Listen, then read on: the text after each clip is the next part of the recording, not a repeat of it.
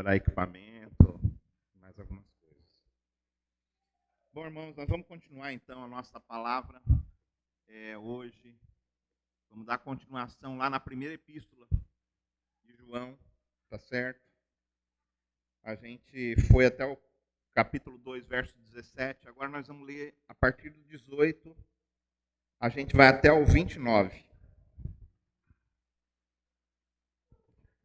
1 João, capítulo 2, verso 18 até o 29.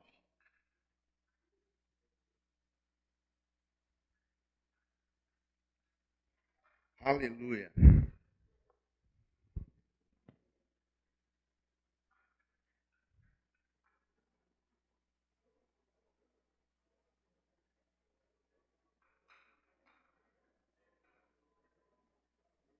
Diz assim a palavra de Deus.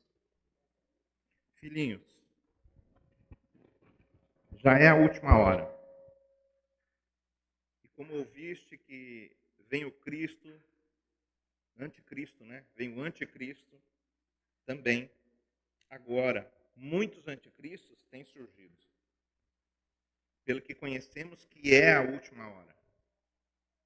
Então é um sinal da última hora o surgimento dos anticristos. Eles saíram de nosso meio. Entretanto, não eram dos nossos. Porque se tivessem sido dos nossos, teriam permanecido conosco. Todavia, eles se foram, para que ficasse manifesto que nenhum deles é dos nossos. E vós possuís unção que vem do Santo, e todos têm desconhecimento. Não vos escrevi porque não saibais a verdade, antes, porque sabeis, e porque mentira alguma jamais procede da verdade. Quem é o mentiroso, senão aquele que nega que Jesus é o Cristo? Esse é o anticristo, o que nega o Pai e o Filho. Todo aquele que nega o Filho, esse não tem o Pai. Aquele que confessa o Filho, tem igualmente o Pai. Permaneça em vós o que ouviste desde o princípio. Se vós permanecer o que desde o princípio ouvistes, também permanecereis vós no Filho e no Pai. E esta é a promessa que Ele mesmo nos fez, a vida eterna. Isso que acabo de escrever é acerca dos que vos procuram enganar.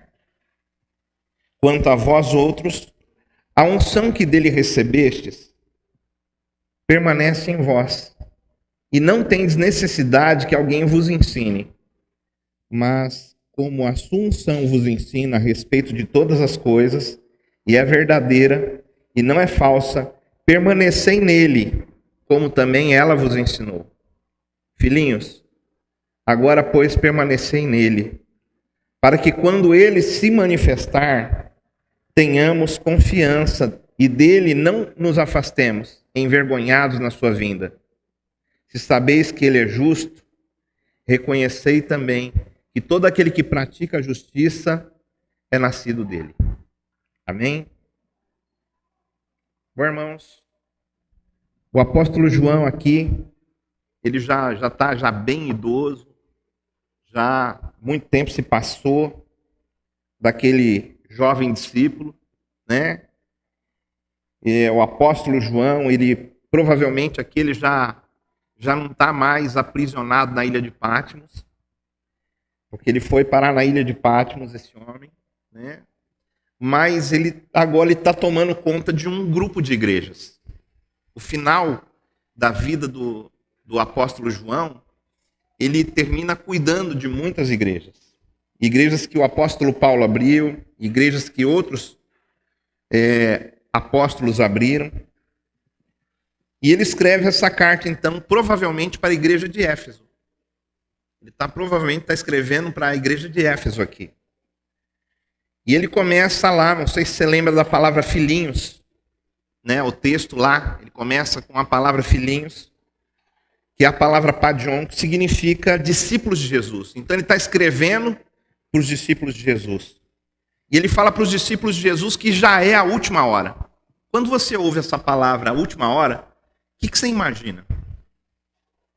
Você imagina que de repente, puxa, é que vai acabar logo. É assim, não é? Pensa assim, poxa, é o fim. Né? É o fim. A última hora, irmãos, eu vou começar explicando isso aqui para você. Ela é uma expressão que João usa para mostrar que começou um novo tempo. A última hora é um novo tempo que começou. E esse tempo começa logo após a morte e ressurreição de Jesus. Tá certo? Então a última hora começou lá na morte e ressurreição de Jesus. Toda a história do Antigo Testamento era apenas o quê? Uma preparação para o caminho da obra de Jesus na cruz. Todo o Antigo Testamento estava preparando para essa obra. E toda a história do Novo Testamento é a preparação para o fim. Ou seja, a preparação para a volta de Jesus. Então ele fala assim, filhinhos, já é a última hora. Né? É chegada a última hora. Esse fim, não há mais nada então para Deus fazer a respeito da salvação. Tudo já está preparado para a salvação. Mas você pode estar se perguntando assim, mas se é a última hora, por que Jesus não voltou ainda? Porque já se passaram tantos anos e Jesus ainda não voltou. Bom, o contrário dos seres humanos, irmãos, nós estamos limitados ao tempo. Mas Deus não está limitado ao nosso tempo. Deus, ele trabalha dentro do nosso tempo. Deus, ele está trabalhando dentro do tempo que nós vivemos. Mas ele não está preso a esse tempo. Tá certo? O tempo de Deus é diferente. Lá em 2 Pedro, capítulo 3, verso 8. Põe aí 2 Pedro 3, 8 para a gente. A Bíblia fala, olha só. 2 Pedro 3, 8 vai falar que para o Senhor um dia é como 1000 anos. E 1000 anos é como um dia. Ele está fazendo uma comparação aqui, mostrando para a gente como que é o tempo de Deus. Então, para Deus, um dia pode ser como 1000 anos. Como também pode ser um dia. Tá certo? Então, a última hora que João está falando aqui, ela não descreve o tempo de última hora. Puxa, está acabando, é agora. Vai vir amanhã. A gente não sabe quando vai acontecer. A última hora aqui que ele está dizendo para a gente é um tipo de tempo. Não a duração do tempo. Consegue entender isso? É um tipo de tempo. Ele está querendo dar para a gente uma qualidade nesse tempo, um nome para esse tempo. Agora, esse tempo não tem uma duração determinada. Por exemplo, a última hora começa aqui e termina aqui. Ela vai terminar ainda. A qualquer momento ela pode terminar a última hora. Tá bom? E essa última hora, então, vai terminar com a vinda de Cristo. Por isso, é essencial para a gente saber em que a gente crê. A gente precisa de saber naquilo que a gente crê. E por que a gente crê? Por que eu acredito nisso? Por que essa é a minha... Esse tipo essa crença, ela me dá essa força, essa fé. Então é importante a gente saber como a gente crê. E aí ele vem falando, então ele fala assim, olha, como ouvistes, já vem o anticristo. Já vem o anticristo. E ele está citando aqui, quando ele fala para esses irmãos aqui que já vem o anticristo, você vê que mais para frente ele vai fazer, olha, vai falar assim, vocês já sabem o que eu vou falar, vocês já sabem. Por quê? Porque eles já ouviram. Vamos lá em Mateus capítulo 24, versículo do 4 ao 5. Então João falou, olha, como ouvistes, já vem o anticristo. Então ele está citando o quê? Uma frase de Jesus nas suas pregações. Uma frase que os irmãos já sabiam. Jesus disse assim, olha, vede que ninguém vos engane, porque virão muitos em meu nome, dizendo, eu sou o Cristo, e enganarão a muitos. João está falando disso. João está falando, olha, Jesus, ele falou disso para a gente. E está acontecendo agora. O João está falando, isso está acontecendo agora. E aí o objetivo de João com esse texto, com essa carta, era falar o quê? Os irmãos já sabiam o que sobre isso. Já sabiam que os anticristos viriam. Por quê? Porque Jesus já tinha falado disso e João já tinha repetido essas mensagens.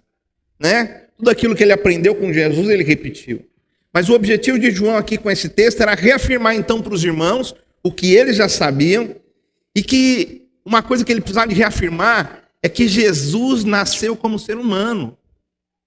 Jesus não nasceu como Deus. Jesus veio em carne. Né? Jesus ressuscitou dos mortos. Ele teve realmente uma morte difícil. Ele sentiu dor. Ele era 100% humano, Jesus. Jesus era como nós, né? Podia sentir as mesmas coisas que nós, as mesmas tentações que nós, tudo igual nós. Igual que a gente sente, Jesus sentia. E os irmãos, eles precisavam de relembrar isso. E Jesus, depois de recitar, ele subiu aos céus. E ele hoje está à direita do Pai, esperando o dia que ele vai voltar. E João faz tudo isso, ele fala tudo isso para esses irmãos, por quê? Porque os anticristos têm surgido. Surgiram homens com falsas doutrinas a respeito de Jesus. Surgiram homens com falsas doutrinas a respeito de Jesus. Ele fala, olha, vão surgir anticristos, eles já estão aí já. Tá certo? Por isso já é a última hora. Porque Jesus falou, vai acontecer. Enquanto Cristo estava na terra, não surgiu. Ele era o único.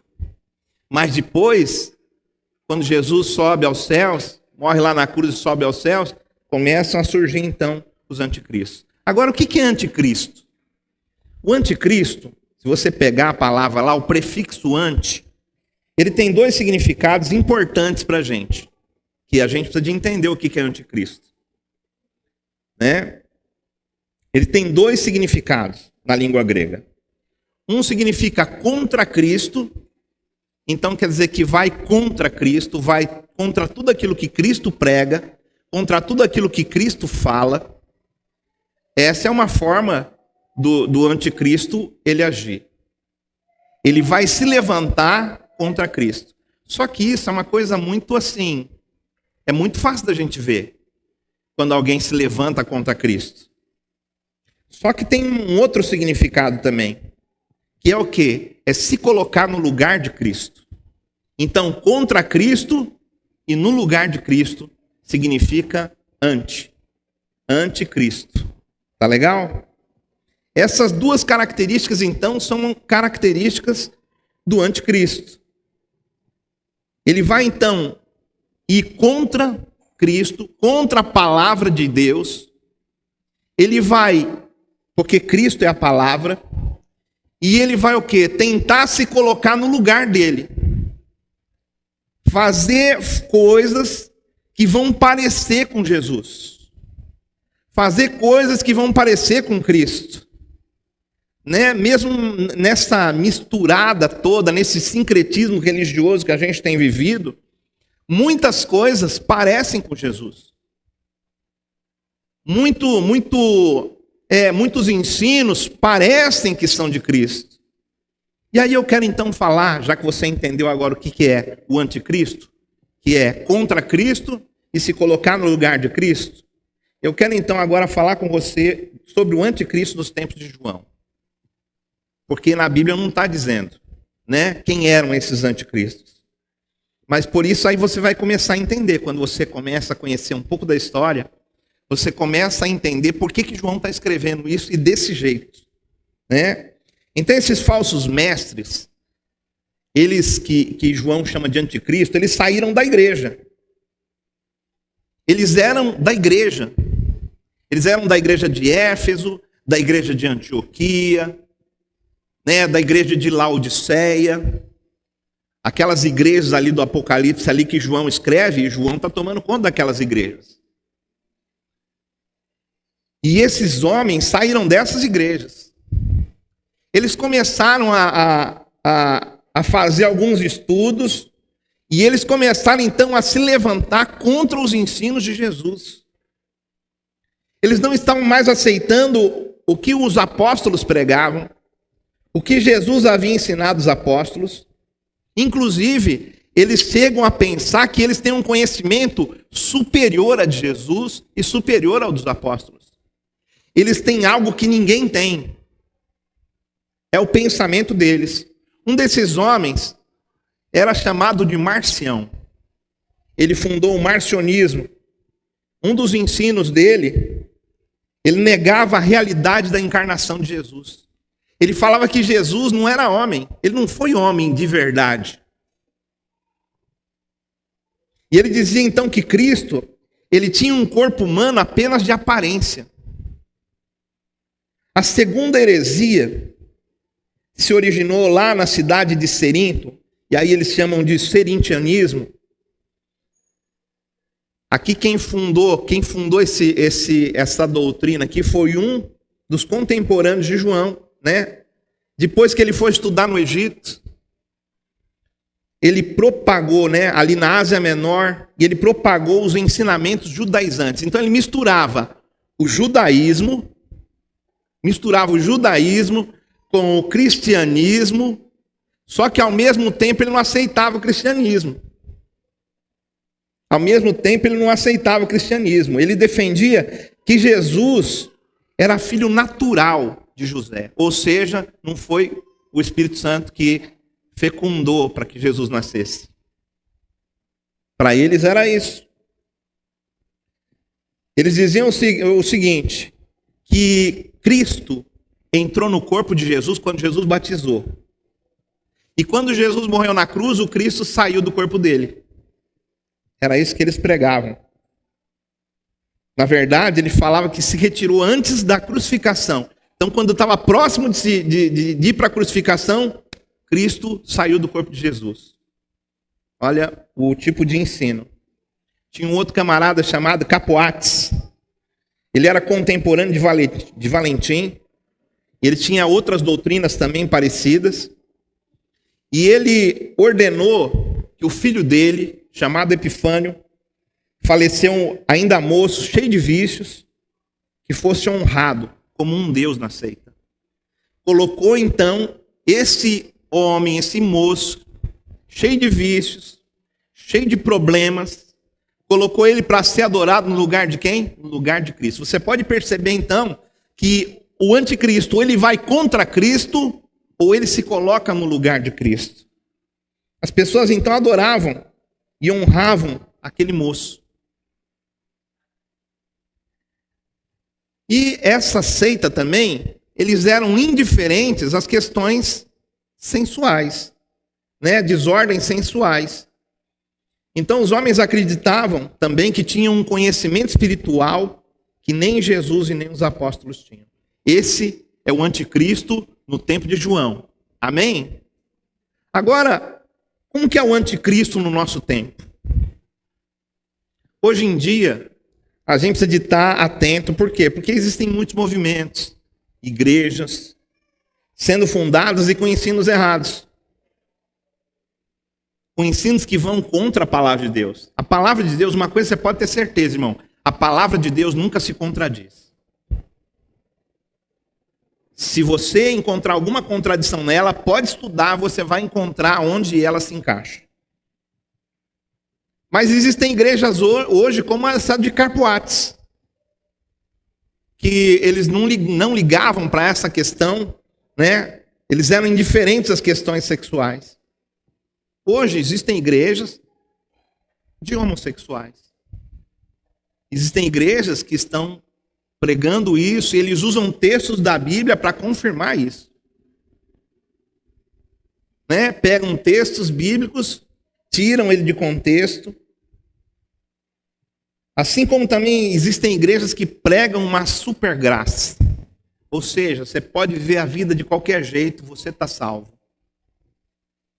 Né? Existem doutrinas sobre isso. Existem igrejas também que pensam que só eles vão ser salvos. Então, por exemplo, eles podem não aceitar uma igreja como a nossa. Porque eles falam, não, a gente é salvo. O pessoal da emanação não é. E qual que é a base deles? Não sei qual que é a base deles. Mas eles acreditam assim. Mas e a gente, nos tempos de hoje? O que nós precisamos nos preocupar para nós também, porque os anticristos saíram de dentro da igreja. Qual que tem que ser a nossa preocupação, eu vejo assim, para a gente não se tornar também um anticristo? Para a gente não ir contra Cristo ou se colocar no lugar de Cristo? Eu acho que se colocar no lugar de Cristo é uma coisa muito mais, assim, a pessoa se coloca no lugar de Cristo e não é muito perceptível isso. Como quando ela vai contra Cristo. Mas então, como a gente, como pastor, a gente como líder, a gente precisa de cuidar para a gente não cair no espírito do anticristo. Então, quem é líder de célula, quem é pastor como eu, né? Quem é obreiro na casa do Senhor, a gente tem que tomar cuidado. A gente tem que tomar cuidado, no meu ponto de vista, como que a gente pode, então, se tornar um anticristo dentro da igreja? Se colocando no lugar de Cristo. Às vezes, irmãos, a gente pode ter uma liderança abusiva.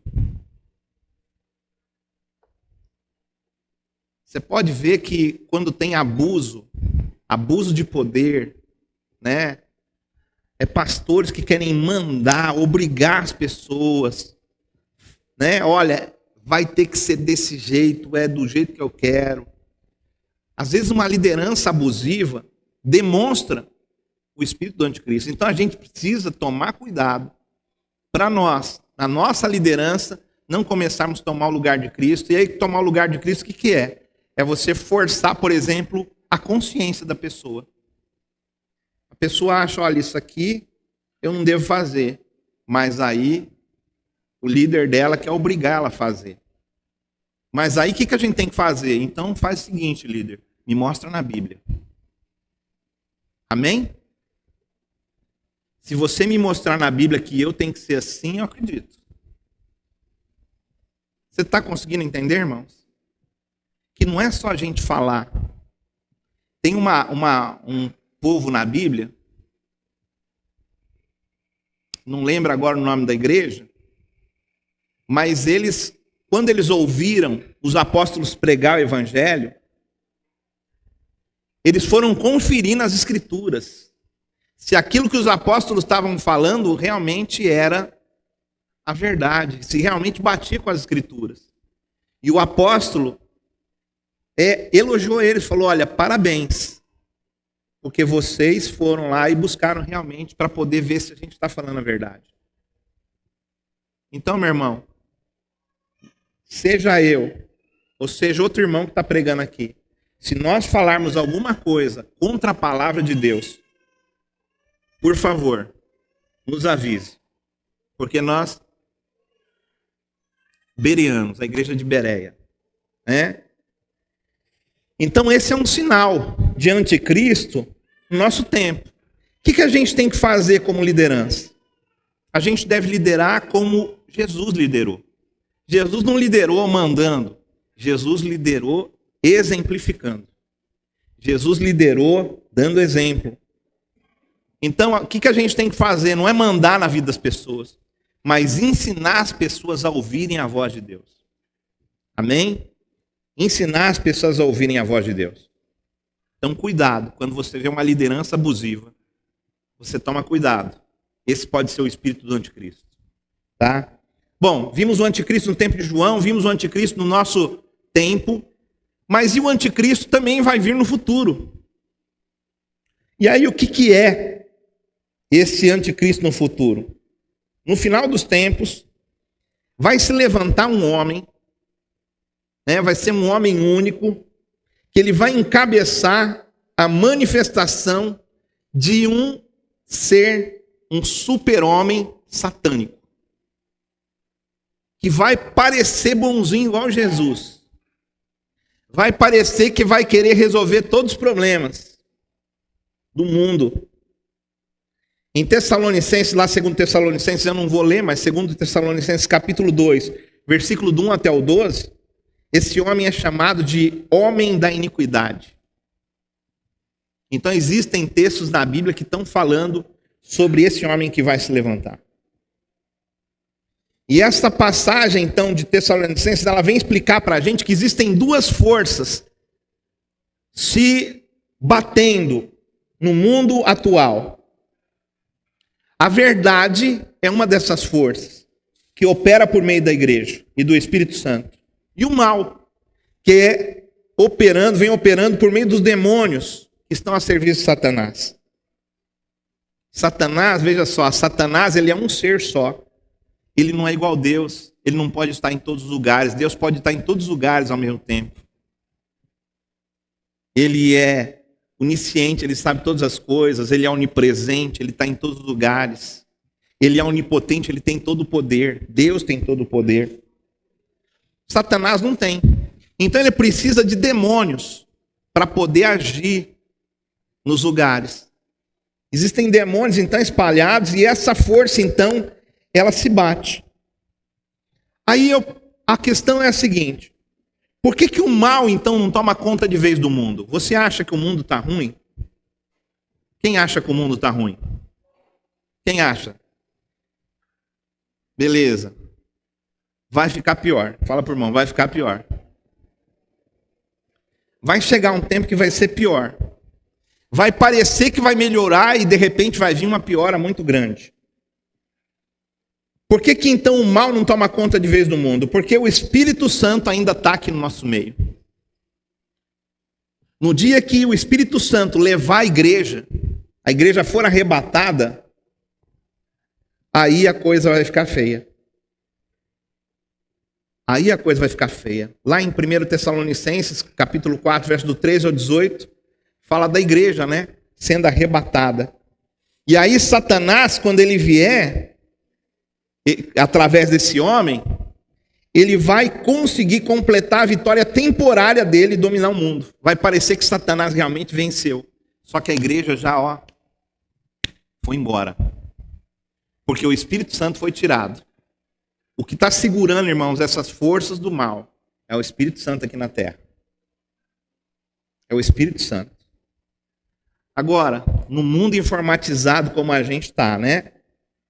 Mais importante que crer, eu creio. Eu creio em Jesus. Mas que Jesus que você crê?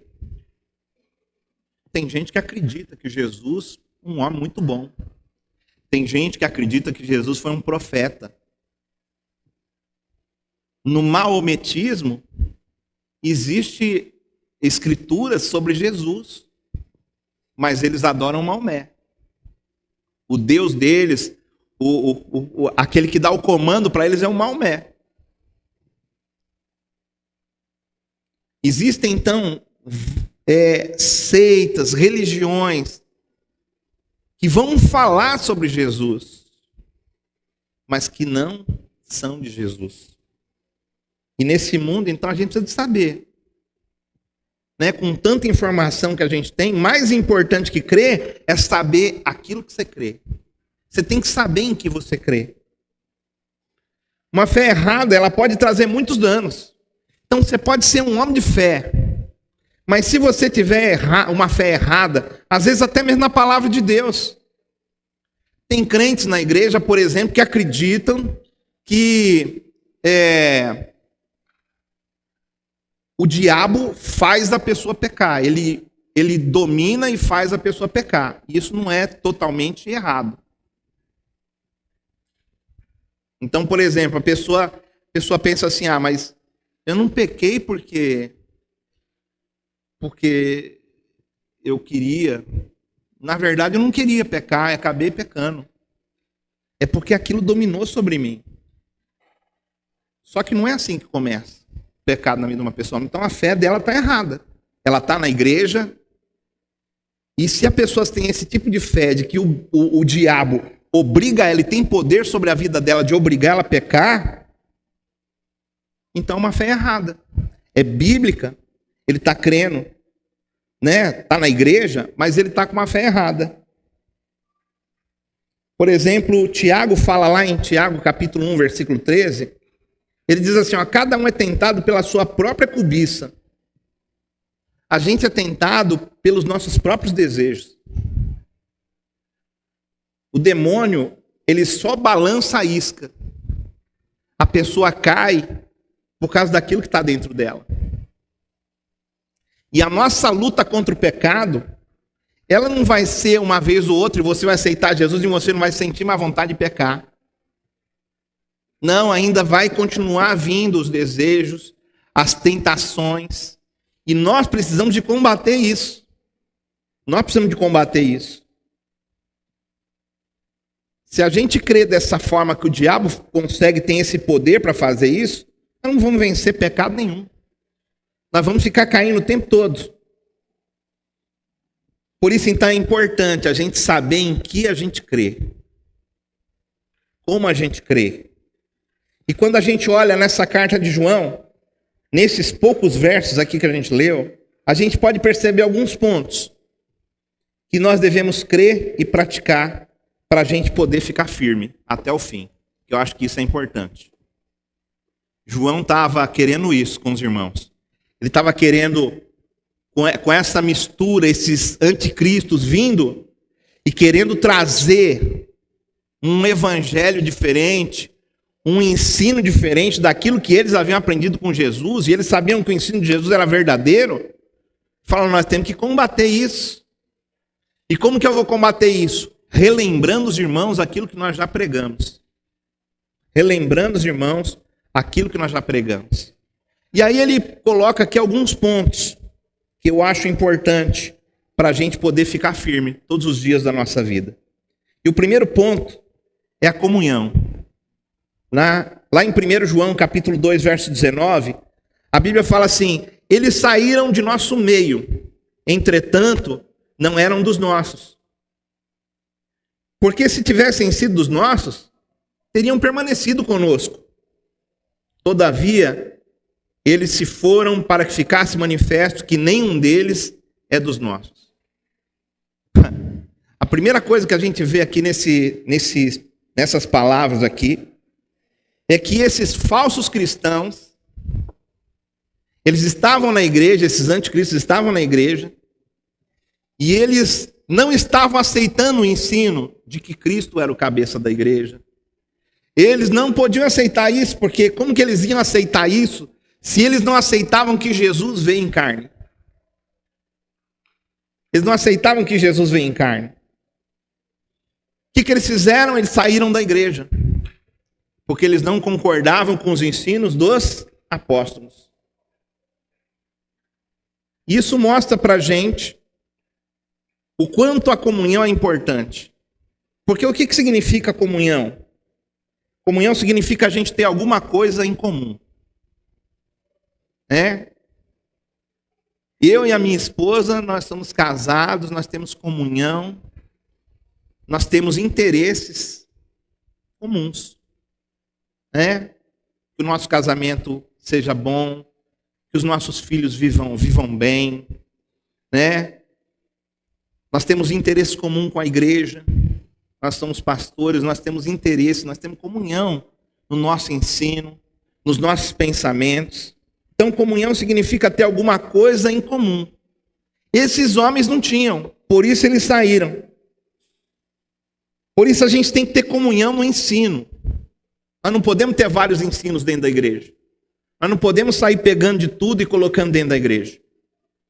A gente precisa de permanecer em comunhão. Essa é uma indicação de que o indivíduo é um cristão autêntico. Uma das indicações é a pessoa querer estar em comunhão. Quando um pecador, por exemplo, ele crê em Jesus, ele se arrepende dos seus pecados, recebe Jesus como Salvador e recebe a vida eterna, ele se torna um membro da família de Deus.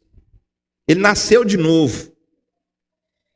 E ele agora é parte do corpo de Cristo. A Bíblia fala que a igreja é o corpo de Cristo. E ele agora se torna parte do corpo de Cristo. O que ele faz? Ele se identifica com uma igreja local, e ele começa a servir a Cristo ali. Então, fazer parte da igreja né, de uma igreja que realmente prega a palavra do Senhor. Isso é importante. E isso faz com que a gente tenha comunhão. Agora, se a pessoa ela não está nem aí estar na igreja, então para e pensa, peraí, por que não tem comunhão? Porque foi isso que aconteceu aqui. João, ele conta para a gente, né, lá em 1 João capítulo 3, verso 14, ele fala assim, olha, nós sabemos que já passamos da morte para a vida, a gente se converteu, porque amamos os irmãos. Porque a gente ama, porque a gente quer ter comunhão. Por isso que a gente sabe que a gente passou da morte para a vida. Por isso que a gente sabe que a gente aceitou Jesus. Por isso que a gente sabe que nós somos salvos. Né? Um dos sinais, então, da vida cristã autêntica é o desejo que o Espírito Santo coloca no ser humano dele estar com o povo de Deus.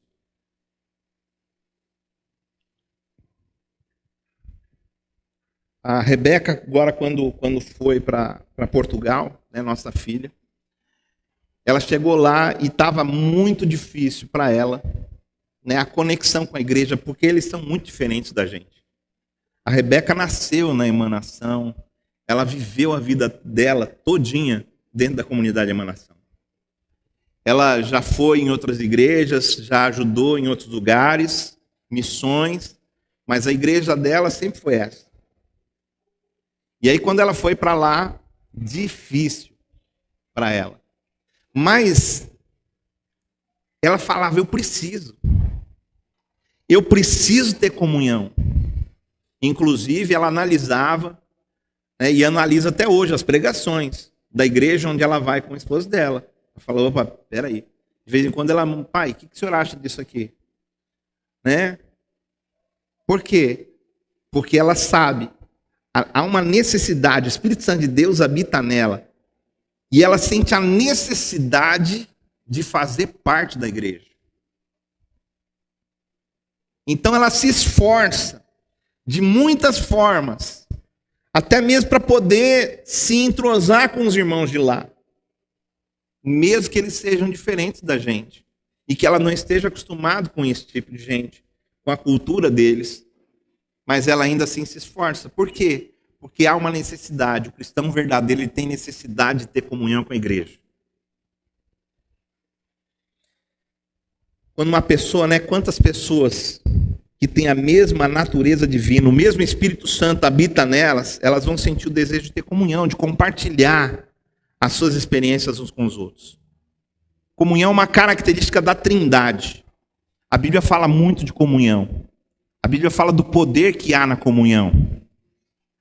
Há pouco, o ano retrasado, contei aqui um testemunho para os irmãos da pastora Giovana, que estava com uma cirurgia que não cicatrizava, estava difícil de cicatrizar, aquele buraco aberto, e ela em casa, e aí os jovens, né, ela a pastora dos jovens, os jovens se reuniram e falaram, vamos lá, ficar lá com a Giovana. E eles vieram, aquele negócio não fechava, e eles ficaram ali, brincando, conversando. Eles oraram, logicamente, né? Mas quando eles foram embora, no passar da noite, quando acordou pela manhã a pastora Giovana, a ferida tinha praticamente fechado. Esse é o poder da comunhão. Quando há uma comunhão verdadeira. Não é ajuntar pessoas, porque ajuntar pessoas em todo lugar ajunta pessoas. Precisa haver comunhão entre os irmãos. Nós precisamos de ter comunhão com Deus. E aí o João ele pega, ele fala dessa comunhão, ele mostra, olha, os anticristos não têm comunhão. Então o que a gente tem que fazer? Temos que ter comunhão. Aí ele vem e começa a falar, olha, vós possuís a unção, no versículo 20. Que vem do santo e todos tendes conhecimento. Ele agora vai falar da unção. Então, primeira comunhão, segundo lugar, a unção. É um ponto que a gente precisa de crer e a gente precisa de usar isso. A unção que vem do santo e todos tendes conhecimento. Mas o que os anticristos estavam querendo fazer? Passar um novo conhecimento para eles. um novo jeito de Jesus, um novo jeito de acreditar em Jesus, um conhecimento que só eles tinham.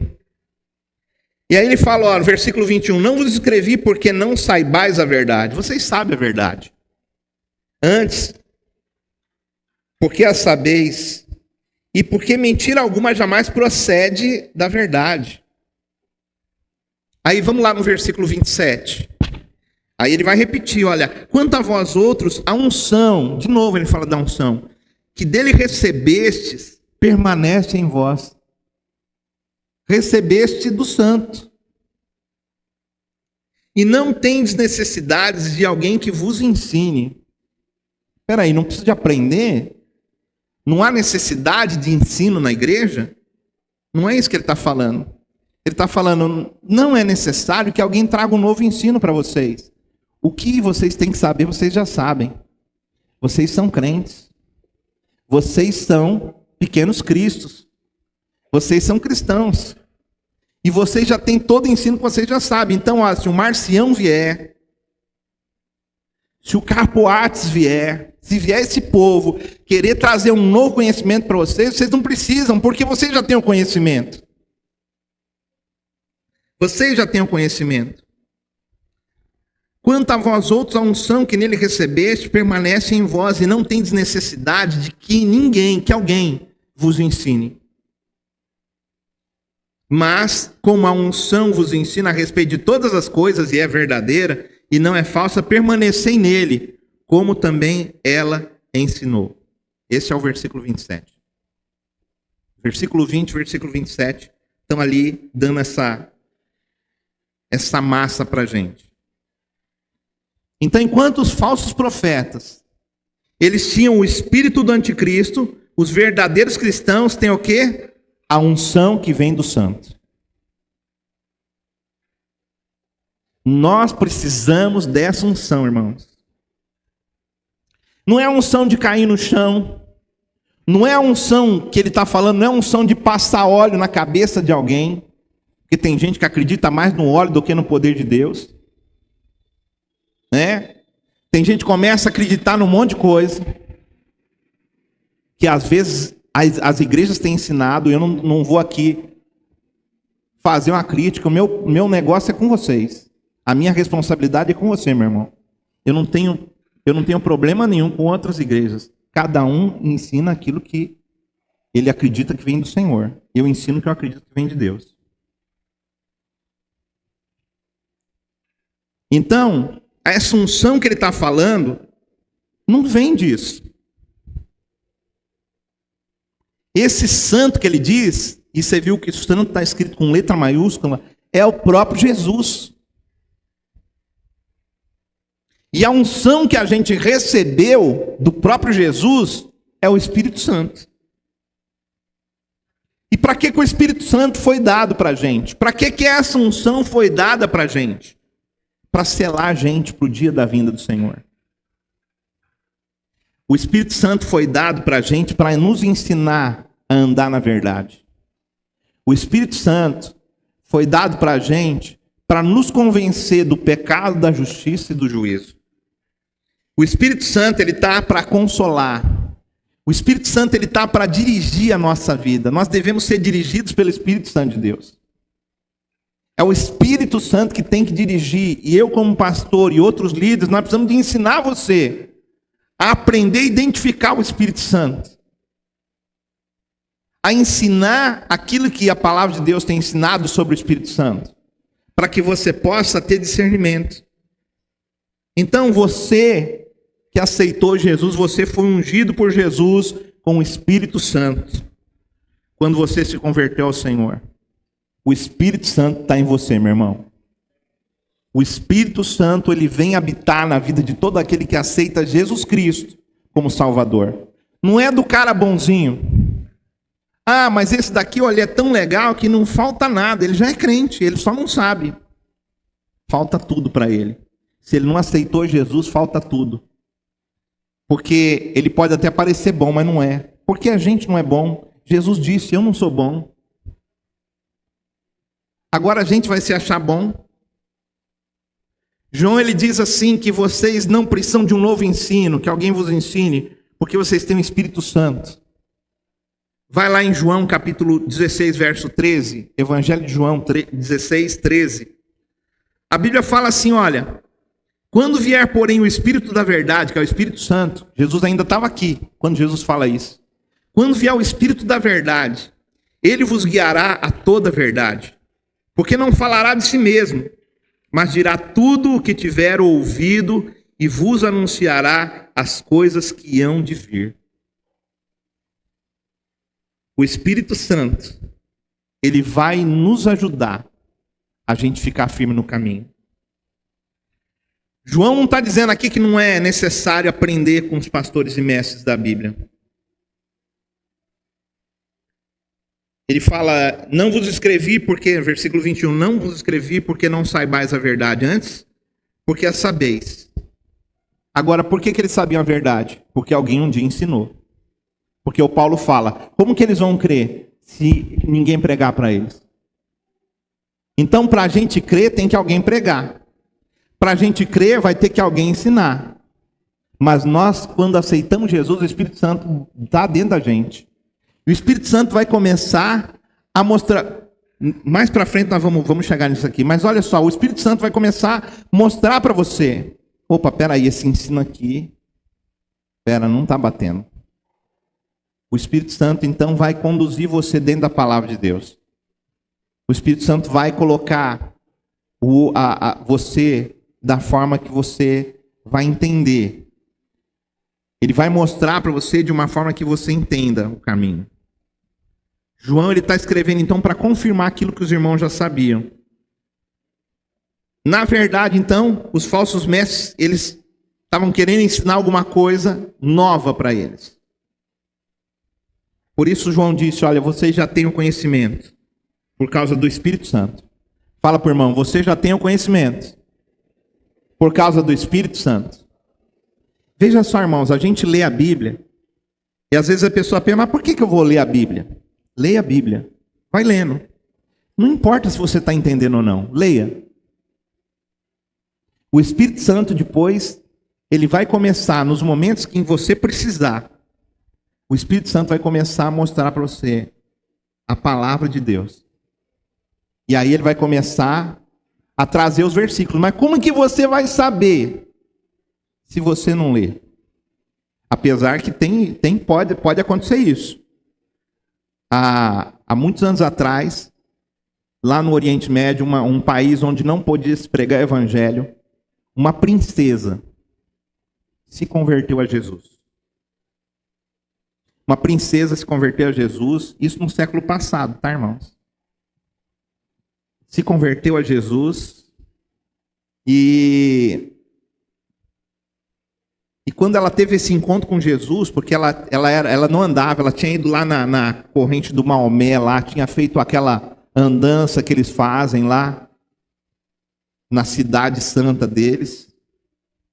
O pai dela, né, cuidava dela e fazia de tudo, e essa moça não era curada, ela nunca tinha andado na vida.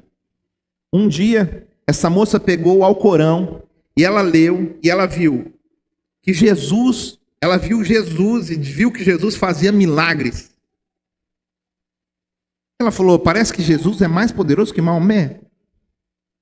Eu vou fazer o seguinte, eu não vou orar para Maomé, eu vou orar para Jesus.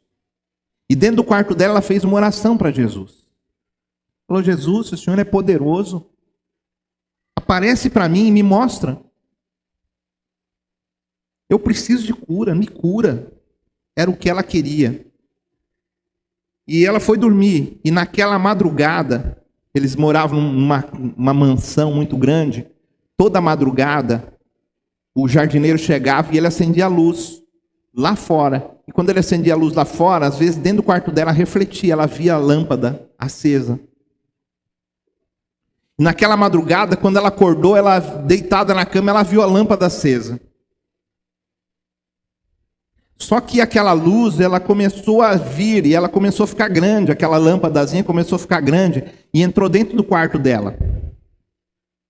E ela tentava ver o que estava naquela luz e de repente, dentro daquela luz, tornou a forma de um homem.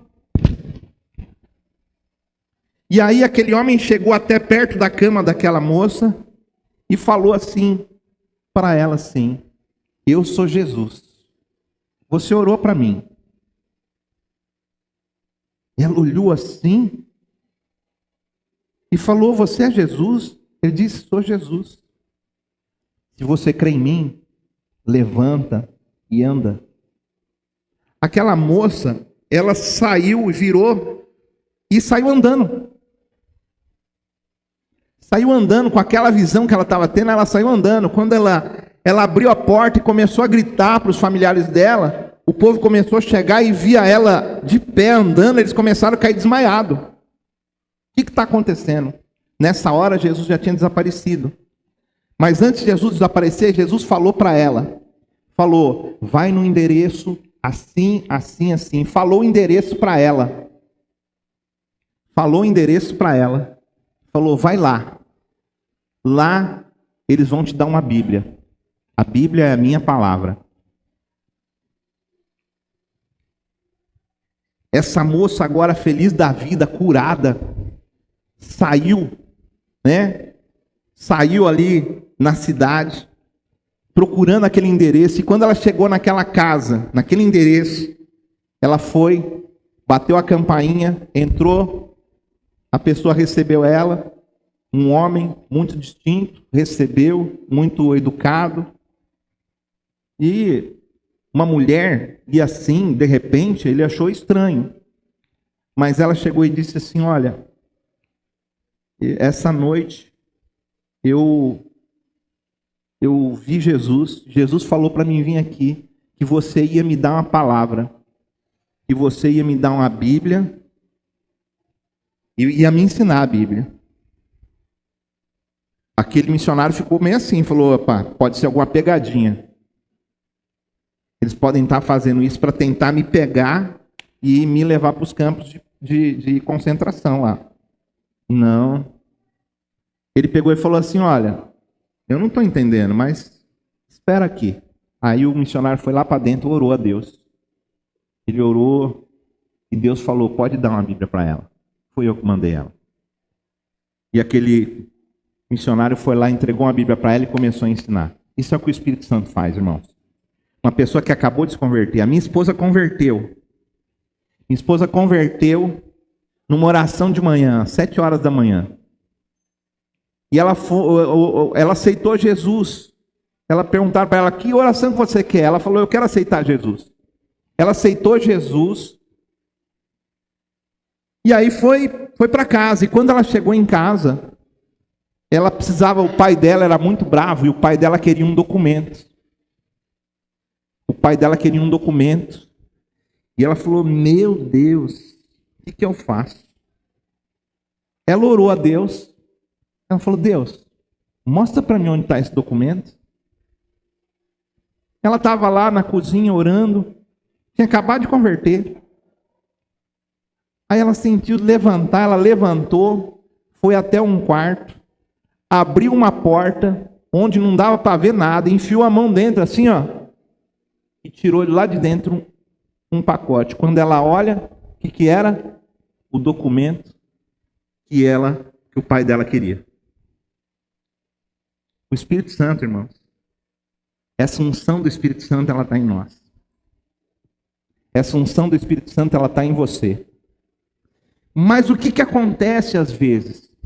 As pessoas, elas esfriam. A Bíblia fala: olha, não extingais o Espírito. A Bíblia fala assim: olha, mantenha o Espírito aceso, mantenha a chama acesa. Mas às vezes nós deixamos o Espírito apagar dentro da gente como? Pecando, não estando nem aí com a nossa vida, não praticando a justiça de Deus, não se preocupando em ter uma vida de oração, não se preocupando em ler a palavra, e aí o Espírito vai. Aí na hora que você precisa, você ora, você ora, você ora, você ora, e parece que não vem nada. Sabe quando você, tipo assim, você tem um pai, o pai está querendo abençoar você, mas você não está nem aí com o pai. Mas na hora que você precisa, você vai lá e fala: ô pai, estou precisando de uma grana para me dar uma saída. É disso que eu estou falando. Aí ele toca mais um assunto para a gente. Que horas são, irmãos? Oi? 48? Tá, deixa eu correr aqui. Vamos terminar essa palavra aqui. O próximo ponto que ele fala para a gente é permanecer. Então o Espírito Santo, ele não vai deixar a gente enganado. Só que para isso acontecer, a gente deve permanecer em comunhão com o Espírito Santo. A gente tem que permanecer em comunhão. Os falsos mestres não tinham comunhão com o Espírito Santo. Os falsos mestres deixaram. Eles não buscaram, eles não permaneceram. E por que alguns cristãos, então, eles deixam se levar por doutrinas erradas, por ensinos errados? Porque não está permanecendo no Espírito Santo. Aí a importância, irmão, da gente permanecer. O Espírito Santo está em você. Permaneça no Espírito. Tenha comunhão com o Espírito. Busca o Espírito Santo. Sabe, se enche do Espírito Santo. Nos momentos de oração aqui, não fica de conversa. Busca o Senhor na sua casa. Busca o Senhor. Se enche do Espírito Santo e fala: Espírito Santo, eu preciso. Eu quero ter comunhão, eu quero permanecer no Senhor. O termo permanecer, ele aparece várias vezes nessa sessão de João. Em todas essas pregações que nós fizemos, desde o capítulo 1 até o capítulo final do capítulo 2, olha só, 1 João 2,19. Os falsos mestres, nós lemos hoje, que os falsos mestres não permanecem na comunhão. Eles não permanecem. Permanecer. Em João 2,24 aqui, a palavra que ouvimos deve permanecer em nós. Em João 2,27, né, a epístola ainda, eu estou falando só da epístola. A unção permanece em nós e nós devemos permanecer no Espírito. No verso 28, ao permanecermos na palavra e no Espírito, também permanecemos em Cristo. Se a gente pegar agora anteriormente as mensagens, 1 João capítulo 2, verso 6, que a gente não leu hoje, mas ele fala: se permanecermos em Cristo, devemos andar como Cristo andou. Versículo 10, se amarmos o irmão, permanecemos na luz. Versículo 14, se a palavra permanecer em nós, seremos espiritualmente fortes. Ele fala lá para os jovens: vocês são fortes por causa da palavra. Versículo 17, se fizermos a vontade de Deus, permaneceremos para sempre. Que foi a pregação passada da gente. Permanecer, então, dá uma ideia para a gente ficar em comunhão. E comunhão é a ideia central de João. Primeiro capítulo e segundo capítulo, a ideia central de João é comunhão. A próxima parte ele vai falar de filiação. E por que é tão importante a gente permanecer? Permanecer em comunhão. Por que é importante que nós vivamos cada dia querendo permanecer em comunhão? Porque um dia Jesus vai voltar. E João vai terminar esse capítulo falando isso. Sabe, ele fala: filhinhos, versículo 28. Agora, pois, permanecei nele, para que quando ele se manifestar, tenhamos confiança. E dele não nos afastemos envergonhados na sua vinda. 1 João 2,28. Um dia Jesus Cristo vai voltar. E ele vai voltar para buscar a igreja dele. Por isso João fala da vinda dele. João fala para a gente tomar cuidado aqui com os anticristos. Para a gente ficar firme na palavra. Ele fala para a gente ter comunhão com os irmãos. A gente lutar para ter união entre nós. Ele fala para a gente permanecer. Para a gente continuar em comunhão com o Espírito Santo, com as pessoas que são crentes. Porque um dia, Jesus vai voltar. E como que a gente vai se sentir na sua vinda? Você viu o texto aí que ele fala? Ele fala que nós estejamos confiantes. Ou será que nós estaremos envergonhados? Como que a gente vai estar confiante? Como que você pode ter confiança, certeza, de que no dia que Jesus voltar, você vai subir aos céus com ele? Porque você luta para praticar a palavra de Deus. Porque você crê que Jesus Cristo, ele veio em carne. E ele morreu na cruz pelos nossos pecados. E ao terceiro dia ele ressuscitou. E depois de 40 dias ele subiu aos céus. E hoje ele está à direita do Pai, esperando o dia, porque as pessoas, tem igrejas falando, tal dia Jesus vai voltar, tal dia Jesus vai voltar.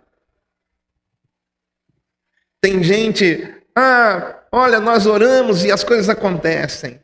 Jesus falou, não se preocupem com isso, gente. Falou, não fica preocupado com isso.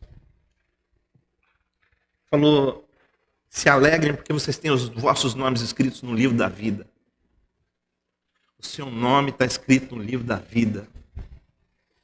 E nesse dia que Jesus voltar, ele vai buscar essas pessoas que estão com o nome escrito no livro da vida e que foram vencedores. Vencedores por quê?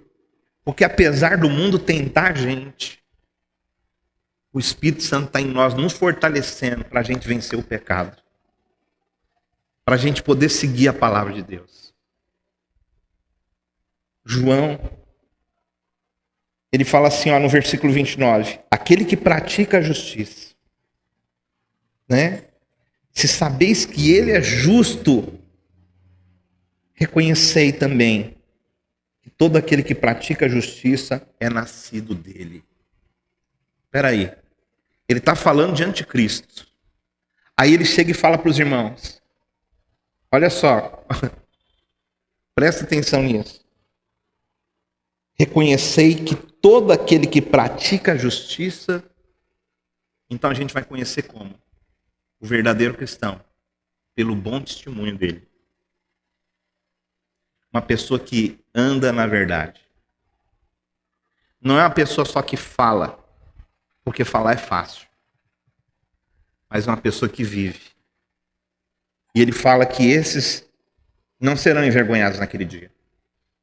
Por isso eu quero terminar essa palavra aqui com algumas observações.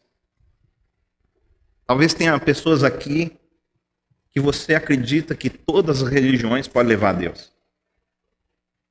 Você acredita que, de repente, o catolicismo pode levar a Deus, que o budismo pode levar a Deus, que o shintoísmo pode levar a Deus? Eu quero dizer, isso não é verdade.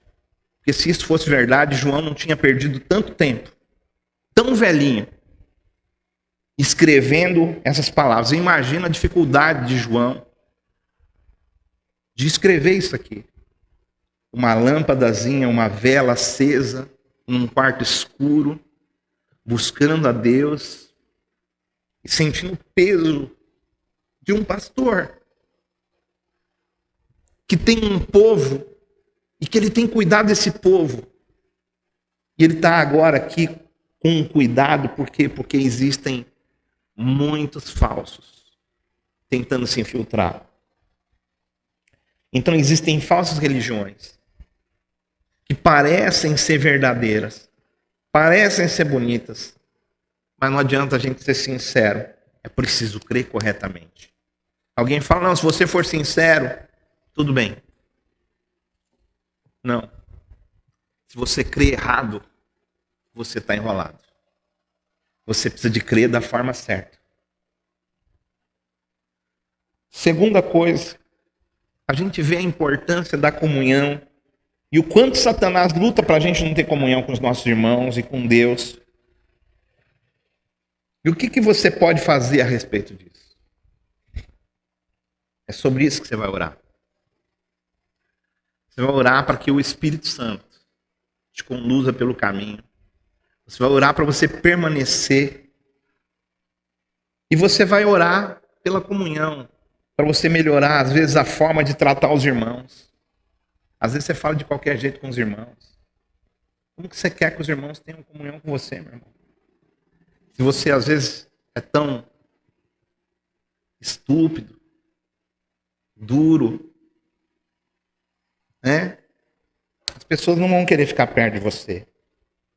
Então melhore o seu tratamento. Não é só a gente ouvir a palavra e orar. É a gente ouvir a palavra e falar, opa, peraí, eu tenho que mudar. E aí a gente muda. Aumentar o seu tempo de oração. Para você permanecer. E terminando aqui, o terceiro e quarto ponto. O terceiro ponto é que um dia Jesus vai voltar. E eu pergunto, você está preparado para encontrar Ele? Se Jesus voltar nesse momento, você está preparado para encontrar Ele? Se você não está, comece a se preparar a partir de agora. Porque Ele vai voltar. E aí, quando Ele levar a igreja, aí a coisa vai ficar feia. Mesmo que tiver crente aqui na terra, porque pode ser que alguns crentes fiquem. Que vão passar por uma grande tribulação. Agora você imagina passar por isso sem o Espírito Santo. Eu não quero estar aqui nesse dia. E o quarto ponto, quem é Jesus para você? A Bíblia fala que Jesus, ele é o único caminho para Deus. Ele é o caminho, a verdade, a vida, e ninguém vai ao Pai a não ser por Ele. E a pergunta que eu faço para você hoje, você quer aceitar Jesus como seu Salvador? Você quer entregar a sua vida para Ele? Ou talvez você já até aceitou Ele, mas você está desviado do caminho. E você quer se reconciliar, você quer se pegar com Ele. Então, nós vamos orar agora. E se no momento da oração, que você estiver orando aqui, você sentir de entregar a sua vida para Jesus, se reconciliar com Jesus, você vai levantar a sua mão. Eu vou estar aqui. Eu vou ver a sua mão levantada. E aí nós vamos orar por você. Tá bom? Então nesse momento vamos orar. Feche seus olhos, curva a sua cabeça. Se você quiser ficar de pé, você pode ficar também.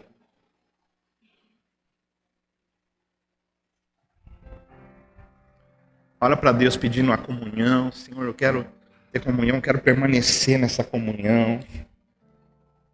Faz um voto com Deus de você orar mais. De você buscar mais o Senhor.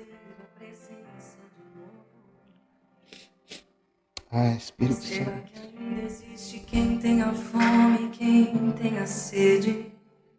Espírito Santo de Deus. O que se pode fazer para finalmente despertar um povo? A quebrantar, atrair novamente o noivo. Espírito Santo. Se Deus só precisa de um disposto, eu me disponho. Arrependido em favor de toda a nação. Precisamos de Ti. Senhor, como João disse na Oh Tua Deus, palavra. é certo que você quer fazer de novo. Eles estavam no nosso meio, mas eles Porque não permaneceram. aqui, porque não agora. Porque eles não eram dos nossos. Eles não tinham Aqui comunhão. onde os grandes não Senhor Deus, têm dá vez. comunhão, Pai. Comunhão entre os irmãos. Que os irmãos possam viver essa comunhão. Aqui onde os grandes não têm vez. Que a comunhão, Senhor Deus, para eles têm uma revelação que não é ajuntamento de pessoas. Aqui onde os grandes não têm Não é ajuntamento. Eu entro em aliança. Queremos agora, Senhor Deus, colocar diante do Senhor. Pai, Até que Ele venha. Senhor, que nós possamos permanecer na Tua palavra. Que nós possamos permanecer no Teu Espírito. Que nós possamos permanecer na comunhão, no partir do pão, nas orações. Que nós possamos orar uns pelos outros e ajudar uns aos outros a ficarmos firmes no caminho. Senhor, ministra agora e nos prepara para o dia, Senhor Deus, da Tua volta. Que nós sejamos preparados. Que nós possamos não somente ouvir a palavra, mas praticar a palavra. Praticar a verdade. Porque praticar a justiça, a palavra, é o que vai nos fazer, Pai, permanecermos firmes. Isso vai nos trazer forças. Nós queremos ser fortes na Tua palavra. No nome de Jesus. Nós pedimos e agradecemos, Pai. Aleluia. Glória a Deus.